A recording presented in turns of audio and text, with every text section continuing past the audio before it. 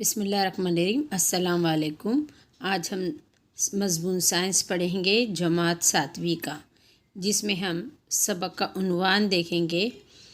18वां सबक का उन्वान है आवाज़ और आवाज़ का पैदा होना। इस सबक में हमने पहले देख चुके हैं किस तरीके से आवाज़ पैदा होती है। अब हम इसके बाद देखेंगे, जैसे एक सामने आपकी मिसालें दी हुई है। दोनों हाथों से ताली बजाना, कोई साज़ बजाना, पटाखा बजाना, बंद दरवाज़े पे दस्तक, ऐसी बहुत सारे घंटी बजाने की में इर्त्याश पैदा होता है। आसमान की बिजली कड़कना, आवाज़ के दौरान स्पीकर पर हाथ रखना, ये सारी मिसालें देख चुके हैं। अब इन सब मिसालों के ज़रिए से हमें क्या पता चलता है, तो यहाँ पर आवाज़ जब पैदा होती है तो कुछ चीज़ों में हमको इर्त्याश नज़र आता है और कुछ चीज़ों में इर्त्याश नज़र नहीं आता। जैसे हाथ पे अगर ताली बजाई जाए तो हमको इर्त्याश नज़र नहीं आता, लेकिन कुछ चीज़ों में हम इर्त्याश महसूस करते हैं। जैसे किसी तार को छेड़ा जाए तो वो तार हमको हलती हुई नज़र आती है। तो इस तरीके से जैसे अगर एक कोई पत्थर पानी में फेंक दिया जाए नदी या तालाब में, तो उसमें लहरें लहरें बन करके आगे बढ़ती जाती है। इसी तरीके से आवाज़ जो है हवा के ज़रिए से फैलती है। अभी हम यहाँ पर देखेंगे एक जो तंबूरे का जो है साज़ जब बजाते हैं, तंबूरे के आलात को जो है किस तरह छेड़ते हैं तो वो मुर्तइश होते हैं, यानी उनमें इर्त्याश पैदा होता है। और इर्त्याश पैदा होने की वजह से दोनों जानिब ये तार जुड़े हुए रहते हैं, जिसकी वजह से वो हरकत करते हैं। इसको हरकत को दौरी हरकत कहते हैं। ये दौरी हरकत किस तरीके से होती है, तो वो एक जगह से हरकत करके फिर से दोबारा अपनी जगह वापस आते हैं। इसको कहा जाता है एहतिजाज़। अब यहाँ पर रक्कास या एहतिजाज़ और एहतिजाज़ी हरकत के बारे में अगर गौर करते हैं तो बाग में अपन झूला किस तरीके से झूलते हैं, तो साकिन हालत में रहता है और हम उसके ऊपर बैठ करके जब ढकेलते हैं तो आगे और पीछे की तरफ जो है झूला हरकत करता है। तो ये सारी मिसालें जो है किस तरीके से होता है, तो किसी भी शय को मुतवातिर इर्त्याश में आवाज़ पैदा होती है और जितनी देर में इर्त्याश होता है इतनी देर में हम आवाज़ सुन सकते हैं। मुर्तइश शय को हाथ लगाने पर इर्त्याश रुक जाए तो आवाज़ भी सुनाई नहीं देती। और बाज़ वक्त हमें इर्त्याश नज़र नहीं आता, लेकिन वो इतने कम वक्त होता है कि नज़र नहीं आता। अब इसके बाद हम इसकी तरीके से मिसालें देखेंगे। जैसे एक बच्ची झूला झूल रही है, जिसमें वो इसको झूला देने पर एक पीछे की तरफ उसको हम आगे की तरफ ढकेलते हैं, फिर वो आगे की तरफ से बीच में और फिर से पीछे की तरफ आती है। इस तरीके से ये झूले का एहतिजाज़ होता है। तो ये एक पूरा दौर कंप्लीट करने को कहा जाता है एक एहतिजाज़। इसके अलावा एक टीन का बर्तन या चीनी मिट्टी का बर्तन ले करके उसके ऊपर रबर अगर लगाते हैं, जिस तरीके से तान करके और उसको हिलाते हैं तो हमको बाकायदा रबर हलता हुआ नज़र आता है। ये मुर्तइश होना होता है और उसमें हमको आवाज़ सुनाई देती है। इसी तरीके से ये एहतिजाज़ क्या है, तो हम एक जो है लकड़ी का बॉल या कोई एक बॉल ले करके उसको एक डोरी से बांध करके लटकाएंगे और उसको एक पॉइंट नुक्ते पर, जैसे यहाँ पर दिया हुआ शक्ल में, यहाँ पर हम सी की जानिब खींचते हैं और छोड़ते हैं। तो ये सी से बी की जानिब, बी से ए की जानिब और फिर सी, इस तरीके से एक दौर मुकम्मल करता है। तो यहाँ पर देखा होगा कि यहाँ पर सबसे पहले बी से ए की जानिब, फिर ए से सी और फिर बी से ए, यानी इतना मुकम्मल करना मतलब एक एहतिजाज़ करना मुकम्मल होता है। लेकिन ये कितने वक्त में होता है, ये उसका हम लेते हैं तो उसको बोलते हैं ताद्दुद। अब एक एहतिजाज़ मुकम्मल करने के लिए कितना वक्त लगता है, इसी तरीके से एक सेकंड में कितने एहतिजाज़ होते हैं उसको कहा जाता है ताद्दुद। एक सेकंड में होने वाले एहतिजाज़ या ताद्दुद कहते हैं। जैसे ताद्दुद को हम हर्ट्ज़ की इकाई में जाहिर करते हैं, उसको HZ इसका सिंबल है। तो एक सेकंड में जितने एहतिजाज़ होंगे 100 होंगे, तो उसको बोलेंगे एक सेकंड में 100 एहतिजाज़ मुकम्मल होते हैं। इसी तरीके से हम एक और मिसाल देखते हैं कि एक पट्टी लेते हैं और पैमाइशी पट्टी लेते हैं, उसमें शक्ल बताए तरीके से जो है यहाँ पर वहाँ मेज़ पर इस तरह दबा कर पकड़ते हैं कि इसका ज़्यादा हिस्सा मेज़ के बाहर है। अब आपके जो है उसको उसको ज़ोर से हिलाने की कोशिश करते हैं।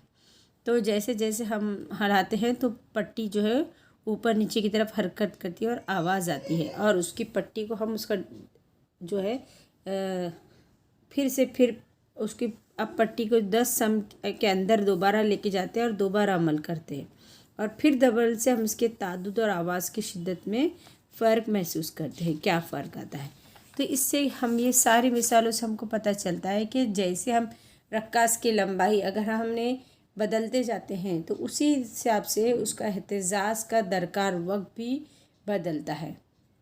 अगर हमने एहतजाज लंबा रखे, बहुत लंबा रखे, तब भी हमको बहुत ज़्यादा एहतजाज मिलेगा, लेकिन बहुत ज़्यादा लंबाई रखने से भी कम हो सकता है। उसी तरीके से कम लंबाई रखेंगे तो भी एहतजाज में फ़र्क आता है।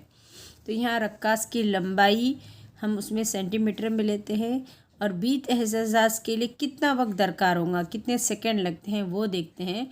और इसी तरीके से रक्कास का वक्फा एहतजाज मतलब 20 से इसमें बीट इसके लिए कितना वक्त दरकार होगा ये हमको टी हासिल होगा, और ये टी को जो है उसको हम नापते हैं हर्ट्ज़ में, और इसको कहा जाता है तादुद। अब इसको हम तादुद को एन से ज़ाहिर करते हैं। इसी तरीके से हम देखते हैं कि 30 मीटर की फासले लेते हैं उससे, तो कितना उसमें एहतजाज होते हैं।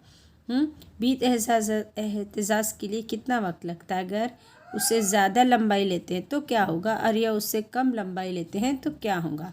ये सारे हम दर्ज करके इसमें बनाएंगे तो हमको इन सब चीज़ों से पता चलता है कि जैसे ज़्यादा वक्त लगता है यहाँ पर, तो उसके ऊपर इर्त्याश पर, उसके एहसास पे फ़र्क महसूस होता है। ज़्यादा या कम होने की वजह से उसके इर्त्याश में फ़र्क महसूस होता है। इसका एग्ज़ाम्पल और एक है यहाँ पर आवाज़ की बुलंदी और पस्ती के। इसके लिए हम क्या करेंगे, एक 80 से 90 समलंबी 5 मीटर चौड़ी पट्टी लेंगे, और इन दोनों के सिरों पर छोटी सी हथौड़ी के ज़रिए से 2 कील ठोकेंगे, और दोनों के दरमियान में तार को मजबूत से बांधेंगे। अब इस तार को हम इर्त्याश देते हिलाते हैं तो देखते हैं, और 1-2 जगह पर हम जो है मुसलसी टुकड़े रखते हैं जहाँ से तार की लंबाई में कुछ फ़र्क ना हो, और मुशाहिदा करते हैं तो पता चलता है। जब हम उंगली से मदद से तार को छेड़ते हैं और आवाज़ सुनते हैं, साथ ही इर्त्याश भी देखेंगे। इर्त्याश में क्या फ़र्क महसूस होता है, जैसे तनाव बढ़ता जाएगा तो तादुद में इजाफा होगा, और तनाव कम करेंगे तो तादुद में कमी वाक़या होती है। यानी तनाव ज़्यादा होने पर पैदा होने वाले जो है आवाज़ बुलंद होती है, जबकि तनाव कम करने पर आवाज़ जो है कम होती है। अब इसके बाद हम देखते हैं आवाज़ की शिद्दत और आवाज़ की सतह। कम या ज़्यादा आवाज़ के लिए आवाज़ की शिद्दत और आवाज़ की सतह, इन दोनों इस्लाहात का इस्तेमाल किया जाता है। इर्त्याश ज़्यादा होने की वजह से इर्त्याशी अर्स मुरब्बा के तनासुब में होती है। मतलब जैसे तूल को दुगना करेंगे तो आवाज़ की शिद्दत में 4 गुना का इजाफा होता है, और इसी को इस आवाज़ की सतह को डेसिबल इकाई में नापा जाता है। आवाज़ की पैमाइश के लिए डेसिबल में की जाती है, और इसको अलेक्जेंडर ग्राहम बेल नामी साइंसदान ने इसको ईजाद किया था। इस एजाज़ की वजह से डेसिबल इसी से नाम पड़ गया। आवाज़ की शिद्दत 10 गुना बढ़ा दीजिए तो आवाज़ की सतह भी 10 डेसिबल बढ़ जाती है। अब इसके बाद हम देखते हैं काबिल समात आवाज़। सबसे पहले इसमें गौर करेंगे, जो इंसान को आवाज़ सुनाई देती है, ये इसका तादुद 20 हर्ट्ज़ से 2000 हर्ट्ज़ के दरमियान होता है। इन्हीं आवाज़ों को हम सुन सकते हैं, लेकिन 20 हर्ट्ज़ से कम इसको कहा जाता है ज़ेर सूती आवाज़, जो हम नहीं सुन सकते हैं। जैसे अगर हमने बहुत बारीक कोई पत्ता गिर रहा है तो उसकी आवाज़ हम नहीं सुन सकते हैं, लेकिन वो पत्ते गिरने के जो है उसमें जो है 1 सेकंड में 3 से 4 उसमें एहतजाज होती है, तो ये 3 से 4 इसका हर्ट्ज़ हो गया। तो ऐसी कम वाली आवाज़ 20 से हर्ट्ज़ कम वाली हम आवाज़ नहीं सुन सकते हैं। 20 से ज़्यादा वाली तादुद को हम सुन सकते हैं। जो कम वाली 20 से कम हर्ट्ज़ वाली इसको ज़ेर सूती आवाज़ कहते हैं, और ये जो आवाज़ें है वैल, हाथी, गेंडा वगैरह सुन सकते हैं। इसी तरीके से यहाँ पर हम अब इसके बाद हम देखते हैं बालाई सूती आवाज़। जो 20,000 हर्ट्ज से ज़्यादा आवाज़ की होती है, इसकी तरह की आवाज़ भी हम नहीं सुन सकते। कुछ जानवर इसको सुन सकते हैं, जैसे कुत्ता।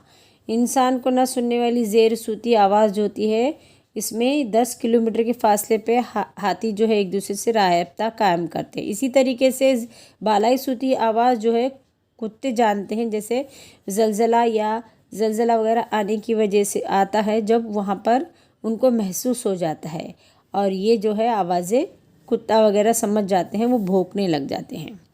इस तरीके से बालाई सूती आवाज़ का इस्तेमाल हम करते कहाँ पर, घड़ियों के में पुर्जे, नाजुक जेवरात सफाई करने के लिए जो होते हैं, जिस्म के अंदरूनी हिस्से देखने के लिए, दिमाग की गांठों को देखने के लिए, धातों में नुक्स की जांच के लिए।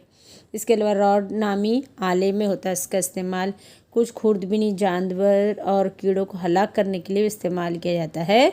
और समंदर की तह में जहाज़ की हालत जानने के लिए सोनार यानी साउंड नेगेटिव एंड रेंजिंग तरीके का इस्तेमाल होता है, जो कि हम देख सकते हैं कि जहाज़ कितनी दूरी पर है और किस तरीके से है। यहाँ पर ज़्यादातर ये सबमरीन वगैरह के लिए इसका इस्तेमाल किया जाता है। आवाज़ की बुलंदी पस्ती जो होती है तादुस के रास्ते ताल्लुक़ से होती है और ये इस तरीके से यहाँ पर ज़ाहिर होता है। अभी मुझे उम्मीद है कि आप सबको सबक समझ में आया होगा। शुक्रिया।